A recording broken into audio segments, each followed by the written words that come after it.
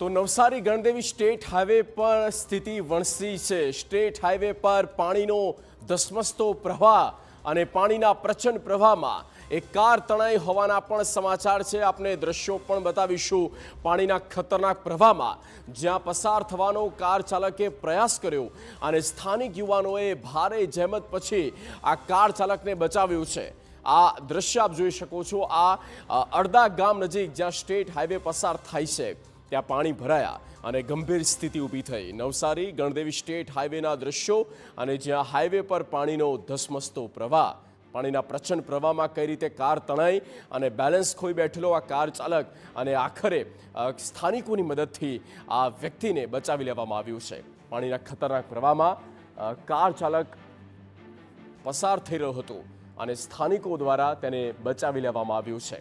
Car જોકે તણાઈ ગઈ છે। સ્થાનિક યુવકોએ ભારે જહેમતથી આ કારને બચાવવાનો ભરપૂર પ્રયાસ કર્યો અને આખરે આ વ્યક્તિ કે જે બચી ગયું છે।